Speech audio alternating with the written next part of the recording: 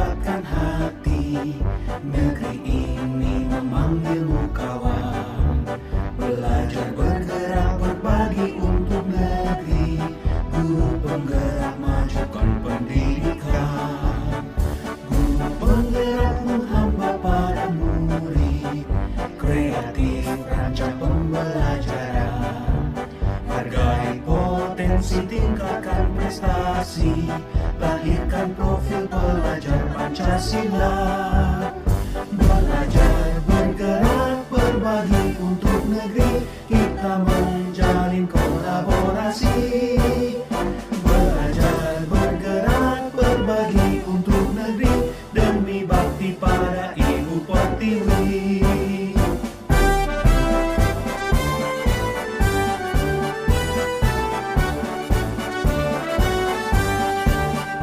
Bulatkan tekad, kuatkan hati. Negeri ini memanggilmu kawan. Belajar bergerak berbagi untuk negeri. Guru penggerak majukan pendidikan. Guru penggerak menghamba pada murid. Kreatif rancang pembelajaran. Hargai potensi, tingkatkan prestasi. Lahirkan profil pelajar Pancasila. Belajar bergerak berbagi untuk negeri. Kita menjalin kolaborasi. Belajar bergerak berbagi untuk. Assalamualaikum warahmatullahi wabarakatuh, Pak. Selamat siang, Bapak. Gimana kabarnya, sehat? Alhamdulillah sehat. Alhamdulillah. Mohon maaf, Bapak, ini saya mau minta waktu Bapak sebentar terkait tentang ini tugas CDP, Pak.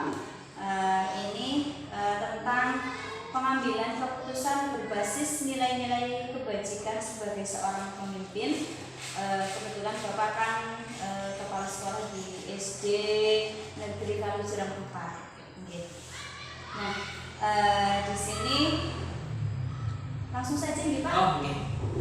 Nih, mohon maaf nih, bagaimana selama ini Bapak dalam mengidentifikasi kasus-kasus yang merupakan dilema etika atau rujukan moral? Baik. Yang selama ini saya punya kasus itu yang pertama yang jelas dilihat dulu apakah kasus itu istilahnya dikenali dulu. Kita kenali kasus itu kayak apa, terus nanti siapa yang ada di dalamnya, artinya terlibat di dalam kasus tersebut. Setelah kasus tersebut dikenali, nanti sejauh mana kasus itu besarnya. Terus kalau besarnya kita sebelum memutuskan maka kita cari informasi atau sebagai referensi dari kasus yang hampir sama.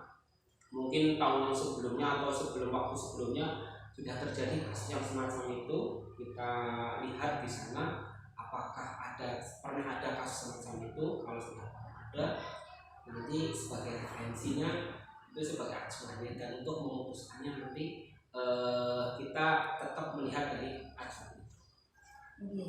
Jadi dalam kasus-kasus dilema etika itu nantinya kan biasanya ada yang benar dengan benar dan yang salah dengan salah, itu dari situ bisa diambil atau diidentifikasi dulu seperti itu ya, Pak. Yeah. Nah, kemudian Bapak bagaimana Bapak menjalankan pengambilan keputusan Bapak di sekolah, terutama kasus-kasus di mana ada dua kepentingan yang sama-sama benar atau sama-sama mengandung nilai kebajikan.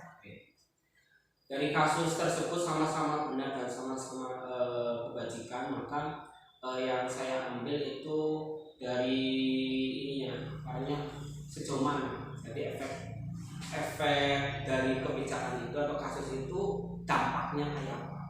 Dampaknya yang lebih luas mana, dan nanti yang jelas kita memperhatikan risiko dari pengambilan keputusan. Berarti dilihat dulu dampak yang lebih luasnya, kemudian nanti bisa diambil sebuah keputusan seperti ini. Terima kasih Bapak. Kemudian langkah-langkah atau prosedur yang seperti apa yang biasa Bapak lakukan selama ini dalam mengambil keputusan. dalam pengambilan keputusan? Seperti tadi disampaikan, yang pertama saya mengenali sejauh mana kasus itu. Setelah dikenali, nanti siapa yang terlibat di dalamnya, ya siapa saja. Setelah siapa saja yang terlibat, nanti mencari referensi kasus yang pernah terjadi serupa di dalamnya.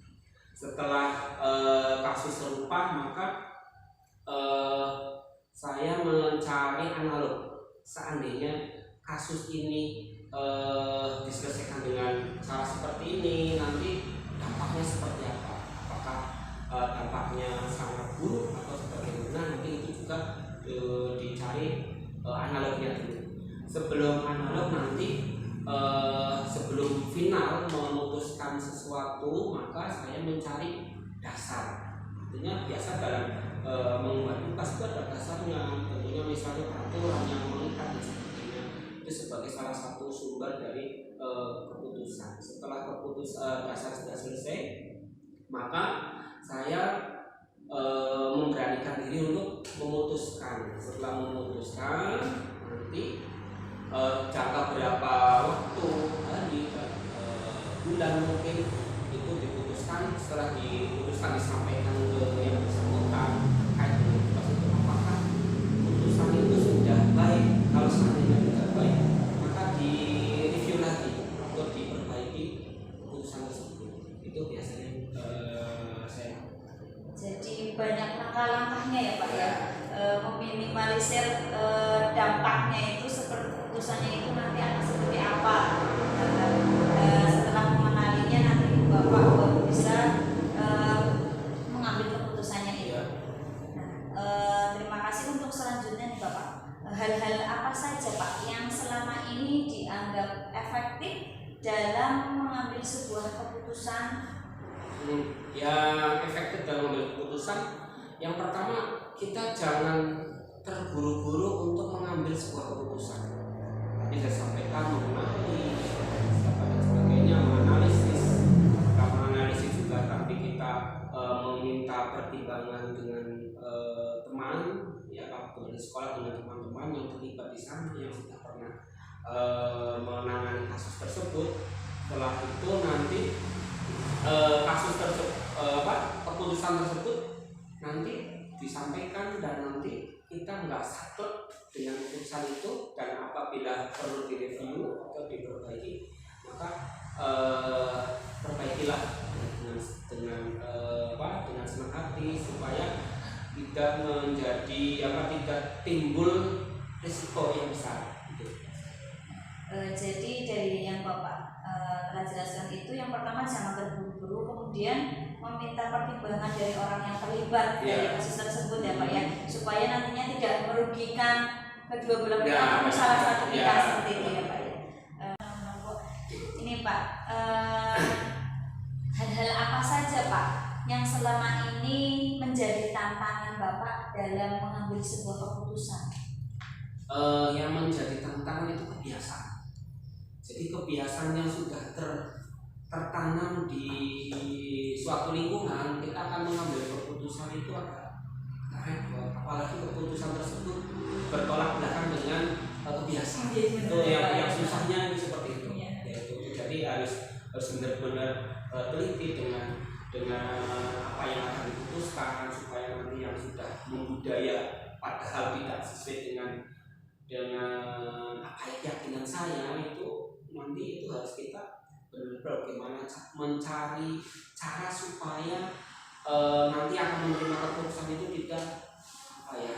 tidak tersinggung, dan dia akan melaksanakan keputusan tersebut dengan senang. Ya, memang kebiasaan itu biasanya kan memang di sekolah lain, mungkin Bapak di sini kan budayanya berbeda, kebiasaan di sekolah ini juga berbeda, seperti itu ya Pak. Jadi harus menyesuaikannya. Untuk selanjutnya Bapak, apakah Bapak memiliki sebuah jadwal tertentu untuk menyelesaikan sebuah kasus? Kalau jadwal itu tidak, tetapi dalam menyelesaikan sebuah kasus itu tidak terjadwal, tetapi tidak secara spontanitas. Artinya tergantung lihat besar kecilnya kasus. Kalau kasus itu memang harus diputuskan secara spontan atau secara cepat, maka saya lakukan dengan cepat. Tapi kalau kasus tersebut butuh pemikiran, butuh pertimbangan, maka saya akan mencari pertimbangan dari orang lain. Jadi apalagi ada referensi kasus yang dulu yang pernah terjadi, bagaimana cara menyelesaikannya, gitu, seperti itu. Jadi secara tertulis itu nggak ada jadwal, tetapi intinya tergantung besar kecilnya kasus. Ya, maksudnya ya. Baik Bapak, adakah seseorang atau faktor-faktor yang selama ini mempermudah atau membantu Bapak dalam mengambil sebuah keputusan? Tentunya ada, karena saya hidup di organisasi, tentunya ada. Jadi yang membantu sebuah keputusan itu akan cepat terselesaikan atau cepat menghasilkan keputusan yang baik menurut saya itu adalah lingkungan.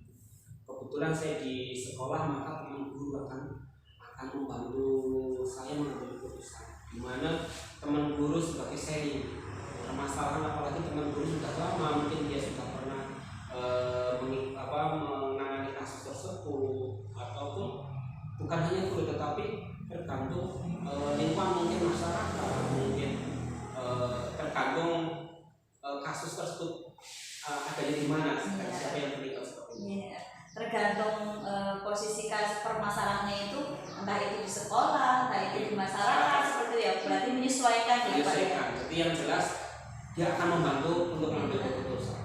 Baik Bapak, terima kasih. Mungkin ini yang terakhir Bapak, dari semua hal yang telah disampaikan tadi, pembelajaran apa nih Pak yang bisa Bapak petik dari pengalaman pengambilan keputusan yang selama ini sudah Bapak lakukan? Ya, pertama, kalau ada kasus jangan terburu-buru untuk memutuskan atau mengambil kebijakan.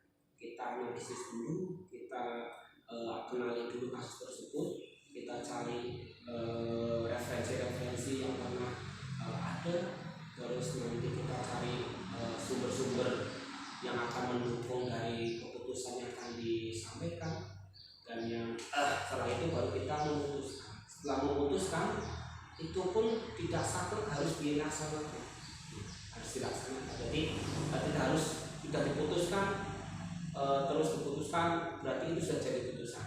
Nah, jadi intinya yang ketiga berikutnya adalah kita harus bisa menerima review dari keputusan yang telah dibuat untuk kebaikan. Jadi kita boleh ada masukan ini keputusan ini kurang pas, maka mereka boleh diperbaiki. Banyak ya Pak ya, ternyata dari pengalaman-pengalaman yang sudah Bapak temui, banyak pembelajaran yang memang didapat.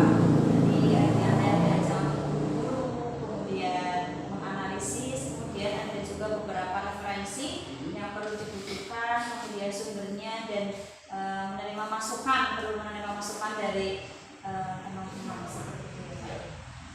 Mungkin itu saja Bapak. Terima kasih sekali atas waktunya, kesediaan Bapak untuk saya minta informasi. Terima kasih sekali Bapak, mohon maaf sudah mengganggu waktunya Pak. Assalamualaikum warahmatullahi wabarakatuh. Assalamualaikum Pak Budi. Waalaikumsalam Mbak Risa. Gimana kabarnya Pak, sehat? Alhamdulillah Mbak Risa. Gimana kabarnya Mbak Risa dan keluarga? Alhamdulillah Pak, sehat. Gini Pak, saya ingin meminta waktu Bapak sebentar kalau boleh Pak. Ada keperluan apa ya kalian? Kayaknya ini mendadak sekali nih. Iya, memang ini terkait Pak, tugas saya sebagai CGP Angkatan 7. Ya. Jadi di sini ada tugas tentang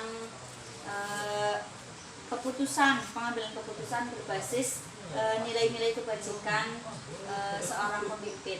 Nah, kebetulan Bapak kan sebagai kepala sekolah SD Negara yang 1 di sini selama Bapak menjadi kepala sekolah di Negara U1, bagaimana Pak Budi dapat mengidentifikasi kasus-kasus yang merupakan dilema etika atau rujukan moral? Ya, Mbak Risa. Tentunya saat kita menghadapi sebuah kasus, kita lihat pasti ada dua kepentingan ya, dua hal yang harus kita memilih salah satu.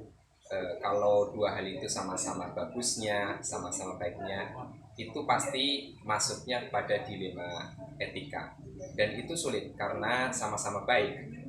Itu saya kira kalau mengidentifikasi bahwa kasus yang dihadapi itu adalah dilema etika. Kalau ternyata dalam kasus itu ada dua kepentingan yang sama-sama baik, dan itu sangat sulit ya.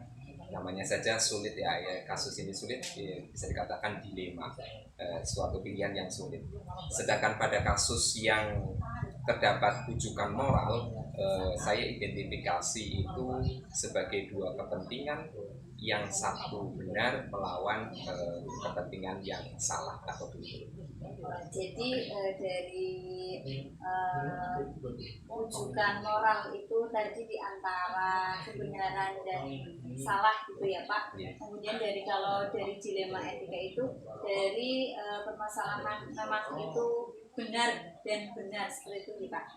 Nah, selama ini bagaimana Pak Budi menjalankan pengambilan keputusan di sekolah ketika menghadapi dua kasus yang sama-sama baik tersebut Pak? Ya, selama ini untuk pengambilan keputusan dalam sebuah kasus di mana ada dua kepentingan yang sama-sama bagus atau sama-sama benar, didasari pada rasa peduli, rasa kasihan atau cinta kasih sayang, dan memikirkan dampak yang akan dirasakan jangka pendek maupun jangka panjang.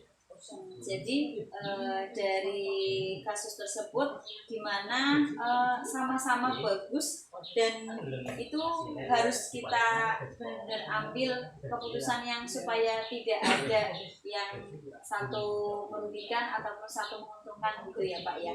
Nah, di sini Bapak bagaimana prosedur atau langkah-langkah Bapak ketika menghadapi kasus tersebut Pak selama sampai sekarang ini?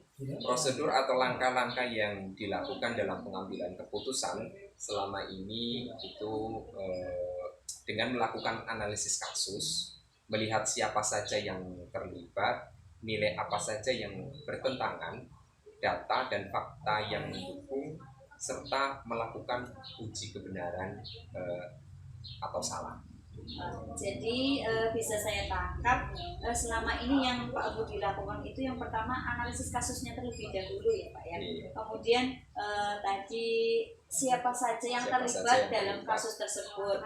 Kemudian nanti nilai apa saja yang bertentangan dan fakta-fakta yang mendukung yang ada di kasus tersebut, kemudian serta melakukan uji kebenaran atau salah gitu ya Pak ya.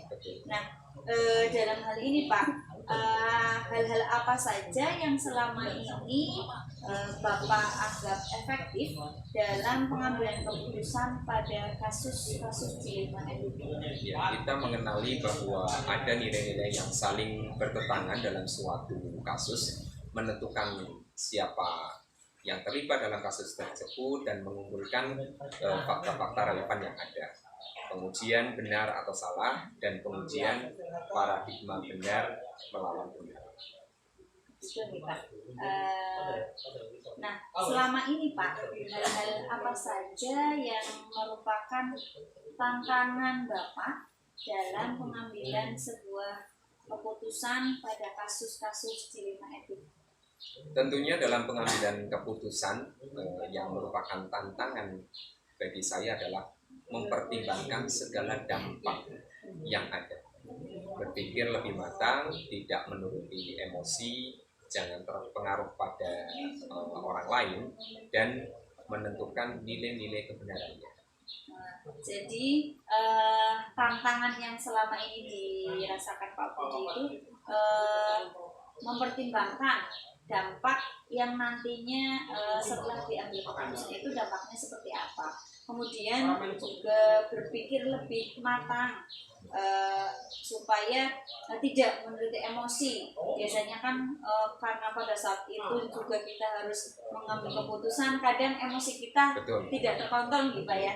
Kemudian untuk menentukan nilai-nilai itu dan di sini Bapak, apakah Bapak memiliki sebuah tangkala atau jadwal tertentu Pak dalam sebuah pengambilan keputusan dilema etika? Apakah Bapak langsung menyelesaikan di tempat atau Bapak memiliki sebuah jadwal untuk menyelesaikannya? Bentuk atau prosedurnya itu seperti apa Pak? Dalam kasus yang dalam kasus D5 etika yang ringan lah ya, dikatakan ringan, secara spontan langsung diselesaikan secepatnya saat itu juga. Namun pada kasus yang dirasa agak lebih besar atau pelik itu perlu jadwal khusus dalam penyampaian, dalam penyelesaiannya sesuai dengan prosedur yang ada. Jadi kalau dilihat dari penjelasan Bapak itu tergantung kasusnya ya Pak ya. Jika kasus itu memang harus diselesaikan pada saat itu juga, berarti memang harus diambil keputusan pada saat itu juga. Namun ketika tadi masalahnya agak terlalu besar, mungkin itu perlu pertimbangan dan jadwal khusus begitu ya Pak ya. Ya, betul Mbak. Kemudian selanjutnya Pak, adakah seseorang atau faktor-faktor yang selama ini mempermudah atau membantu Bapak dalam mengambil sebuah keputusan dalam kasus-kasus dilema etika? Ya, tentunya dengan berkolaborasi dengan rekan-rekan, terutama yang senior, karena di sini saya kebetulan masih baru, dibilang masih baru memimpin di SD Negeri Utara 1 ini. Mereka beliau-beliau itu diminta untuk memberikan masukan sesegera mungkin. Kemudian apabila sudah saya ambil keputusan itu, saya sampaikan kepada teman-teman yang lain atau warga sekolah, ya, khususnya Bapak Ibu guru, untuk cepat-cepat sehingga apa yang menjadi keputusan terhadap kasus dilema etika itu selama ini selalu didukung oleh seluruh warga sekolah. Iya. Berarti dalam hal ini itu kolaborasi ya Pak ya. Betul. Kolaborasi dengan pihak terkait kasus yang terlibat dalam sebuah masalah tersebut. Baik itu ketika dengan guru, berarti masalah itu kolaborasi dengan dewan guru. Ketika mungkin nanti di masyarakat, berarti di masyarakat. Begitu juga dengan wali murid, komite seperti itu ya Pak. Berarti melihat kondisi di mana itu masalahnya ya Pak ya. Betul. Ya, sehingga dengan adanya kolaborasi ini kasus cepat terselesaikan, tidak berlarut-larut dari semua hal yang telah disampaikan, pembelajaran apa yang telah diutarakan oleh Bapak Ibu guru itu cepat terselesaikan. Nah, dari semua hal yang telah Bapak sampaikan tadi, kira-kira pembelajaran apa yang dapat Bapak petik dari pengalaman Pak Budi selama pengambilan keputusan dilema etika? Pengambilan keputusan yang dilakukan dengan mempertimbangkan paradigma dan proses berpikir dalam dilema etika. Untuk selanjutnya dilakukan pengujian menggunakan langkah-langkah yang sistematis sesuai dengan filosofi Ki Hajar Dewantoro, yaitu murid akan merasakan kebahagiaan yang setinggi-tingginya. Lagi-lagi kita berfokus kepada keberpihakan pada murid. Setelah melakukan pembelajaran atau saat ini kita menyebutnya sebagai merdeka belajar. Jadi banyak langkah-langkah dalam mengambil sebuah keputusan ya Pak ya. Tadi yang sudah dijelaskan Bapak, mempertimbangkan dulu bagaimana proses berpikir dalam dilema etika, kemudian melakukan langkah-langkah pengujian atau langkah sistematis sesuai dengan filosofi THD, yaitu memang kurikulum sekarang kan memang harus berpihak pada murid ya Pak ya. Karena memang sekarang kurikulumnya Merdeka Belajar dan kita harus selalu mengutamakan murid. Nah, terima kasih Bapak atas waktunya. Mohon maaf saya sudah mengganggu waktunya Bapak. Di sini saya merasa sangat mendapatkan ilmu banyak dari apa yang telah Bapak sampaikan, pengalaman Bapak yang sudah disampaikan kepada saya. Semoga nanti dalam sebuah pengambilan keputusan saya bisa mungkin saya bisa mengadopsi apa yang saya dapatkan dari Bapak. Ya. Sekali lagi terima kasih ya Pak untuk Ya, sama-sama. waktunya. Saya juga sangat senang sekali berbincang-bincang dengan Mbak Risa. Mudah-mudahan Mbak Risa dalam mengikuti kegiatan calon guru penggerak ini diberikan kelancaran. Amin, amin. Terima kasih Bapak. Terima kasih. Assalamualaikum. Waalaikumsalam. Assalamualaikum warahmatullahi wabarakatuh, Pak Sigit. Selamat siang Bapak, gimana kabarnya, sehat? Iya, sehat. Ini Pak, mohon maaf saya mau minta waktunya Bapak sebentar, bisa Pak? Begini Pak, saya kan ada tugas CGP untuk mewawancarai beberapa kepala sekolah terkait praktik pengambilan keputusan. Bolehkah saya mengajukan beberapa pertanyaan pada Pak Sigit? Ya, boleh. Jika saya perlu akan saya bantu. Silakan. Nah, selama ini Pak, selama Bapak menjadi kepala sekolah di SD Negeri Rajawetan 1, adakah satu masalah yang Bapak hadapi sebagai pemimpin, di mana masalah itu menimbulkan dilema dalam penyelesaiannya? Kemudian jika ada, bagaimana cara penyelesaian masalah tersebut? Pasti ada. Sebenarnya permasalahan itu banyak ya di SD Rajawetan 1, tapi mungkin ada salah satu yang masuk kasus yang menyangkut dengan keberadaan TK. Nah, TK itu dimana sampai sekarang dia masih di lingkungan SD. Nah, yang jadi permasalahan itu bukan permasalahan, tapi memang ada kendala lah. Itu TK itu menempati tanah SD. Memang dulunya itu TK-nya kan namanya satu atap. Itu TK satu atap. Nah, tapi sekarang kan TK-nya sudah berdiri sendiri.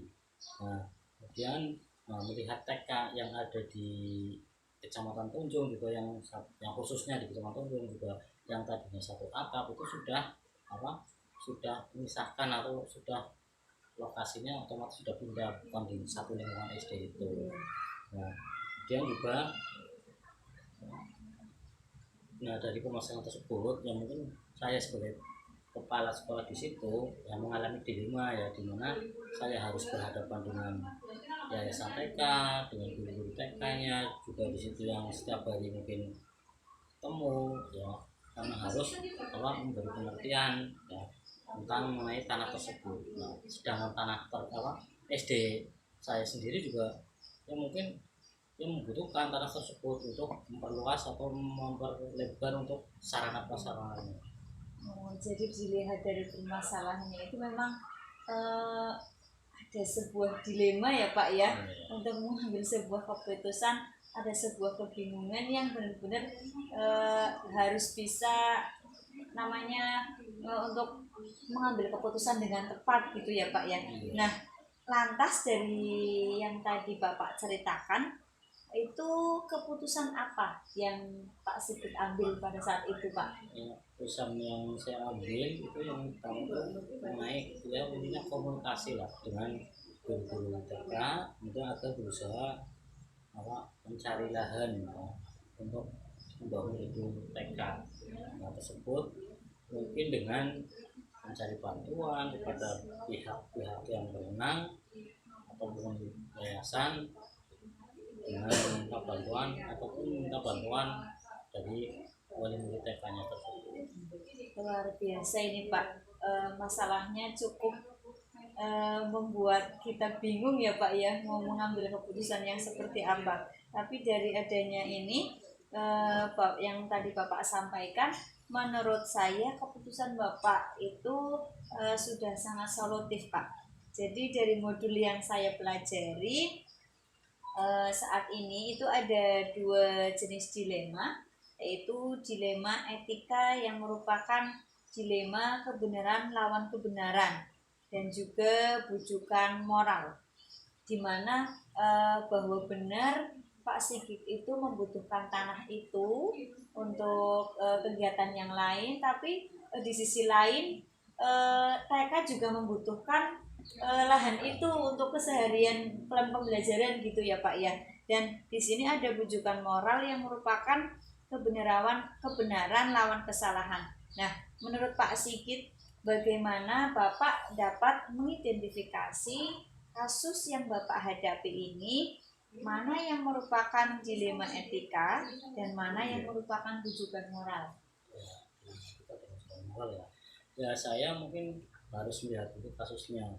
Nah, jika kasus tersebut bisa menyangkut masalah hukum, nah, menurut saya itu bisa masuk ke bujukan moral.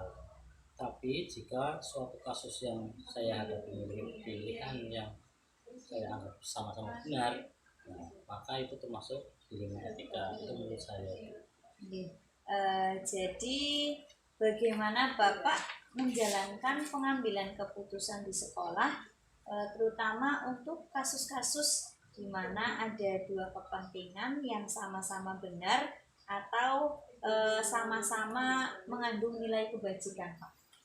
Ya, saya harus mengambil keputusan berdasarkan nilai kebajikan yang harus dijunjung tinggi. Karena dengan menjunjung tinggi nilai kebajikan seperti keadilan, kejujuran, dan kemanusiaan, maka kebenaran akan mengikutinya.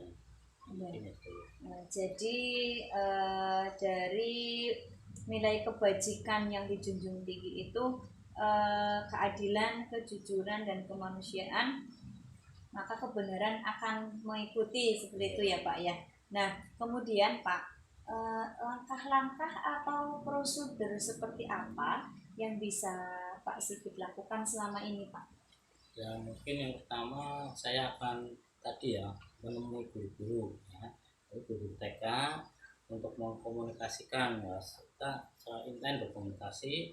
Jika komunikasi tidak menghasilkan titik temu, maka saya akan meminta kepada pihak-pihak yang berwenang untuk menjembatani atau sebagai penengah tentang permasalahan itu. Ya, jadi berkolaborasi dengan pihak-pihak yang berwenang juga ya Pak ya di sini. Setelah memberikan pengertian, berkomunikasi dengan guru-guru TK dan stafnya, meminta bantuan kepada pihak-pihak yang berwenang ya untuk menjembatani supaya masalah itu dapat terselesaikan dengan baik, seperti itu ya Pak ya. Nah, hal-hal apa saja nih Pak selama ini yang Bapak anggap efektif dalam pengambilan keputusan pada kasus-kasus dilema etika?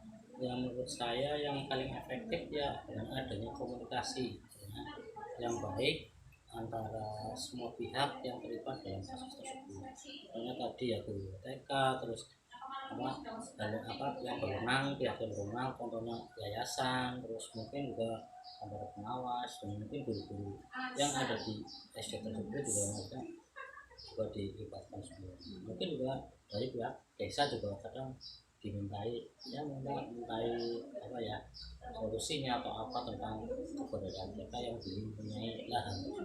Jadi bisa berkolaborasi antar semua pihak ya Pak ya, baik dari sekolahnya Bapak, kemudian guru TK, kemudian komite mungkin dan masyarakatnya juga ya, begitu juga wali murid. Nah, hal-hal apa saja yang selama ini merupakan tantangan dalam pengambilan keputusan pada kasus dilema etika Pak?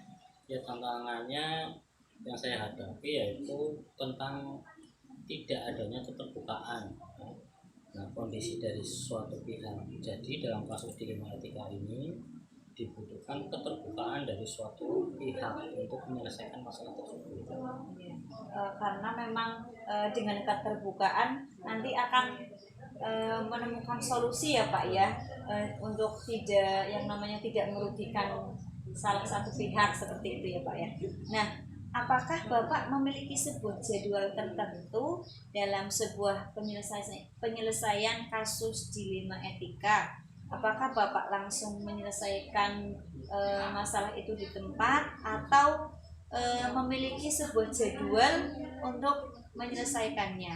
Terus kemudian bentuk atau prosedur seperti apa yang Bapak jalankan selama ini Pak? Nah, jika jadwal tertentu mungkin tidak ada ya. Namun dalam pengambilan keputusan kami akan menempatkan suatu prosedur dengan mengkomunikasikannya pada pihak-pihak yang berkepentingan tadi. Jadi tidak ada jadwal tertentu ya Pak, dalam pengambilan keputusannya itu sesuai prosedur, kemudian mengomunikasikan dengan pihak-pihak yang berkepentingan. Nah, kemudian Pak, apakah ada seseorang atau faktor-faktor yang selama ini membantu Bapak atau mempermudah Bapak dalam pengambilan sebuah keputusan kasus dilema etika Pak? Menurut saya ya, yang menjadi itu keyakinan yang ada pada diri saya yang menjadi faktor terkuat dalam mengambil suatu keputusan. Jika tidak benar, kita tidak perlu takut dengan segala konsekuensi dari segala peraturan. Dan juga tadi mengenai orang ya, maruahnya bukan semuanya, tapi intinya tadi kebersamaan atau kolaborasi dari semua guru-guru yang ada. Jadi kolaborasi, setelah ada kolaborasi kita tidak perlu takut kalau memang itu benar gitu ya Pak. Kita harus berani melangkah. Kadang kita takut untuk mengambil sebuah keputusan untuk resikonya nanti seperti itu ya Pak. Tapi menurut Bapak ini ketika benar ya dilakukan kayak gitu ya Pak ya. Nah kemudian Pak, dari semua hal yang telah Bapak sampaikan tadi, pembelajaran apa yang dapat Bapak petik dari pengalaman pengambilan keputusan sebuah keputusan dilema etika itu Pak? Menurut saya pembelajaran yang bisa dipetik adalah yang pertama mengenai kita komunikasi ke semua pihak. Kemudian tadi setelah mengomunikasikan, kemudian identifikasi masalahnya, benar kita kenali benar-benar masalahnya. Kemudian baru sudah mengomunikasikan, kemudian kita juga keterbukaan dengan suatu kondisi, dan semua itu dapat menyelesaikan suatu masalah dengan cepat kalau sudah ada komunikasi dan keterbukaan, dan juga mendapat mungkin akan lebih cepat juga mendapat solusi yang terbaik dari kedua pihak. Luar biasa sekali Bapak.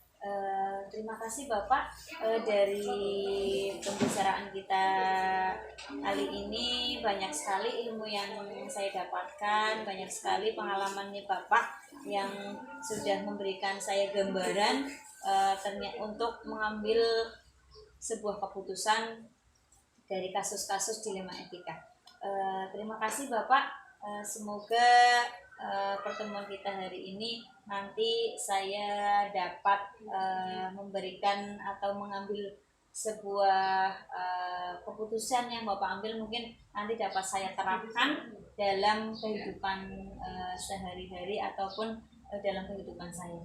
Terima kasih Bapak sudah menyempatkan waktunya. Mohon maaf bila waktu saya mengganggu ya Pak. Terima kasih Bapak. Assalamualaikum.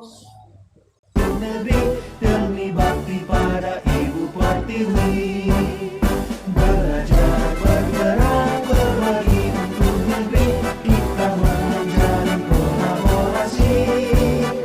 Belajar bergerak berbagi untuk negeri, demi bakti pada Ibu Pertiwi, demi bakti pada Ibu Pertiwi.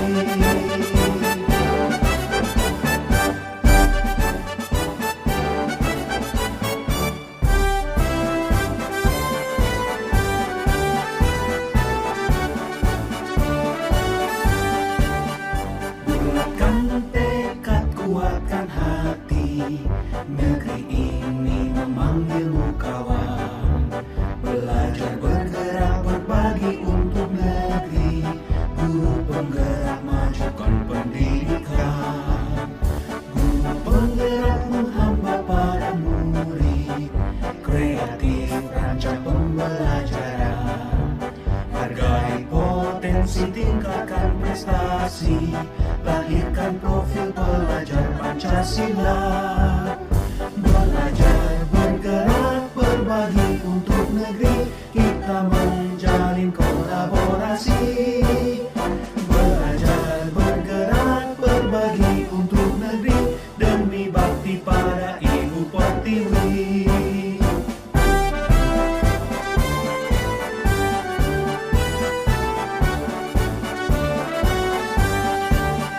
Bulatkan tekad, kuatkan hati, negeri ini memanggilmu.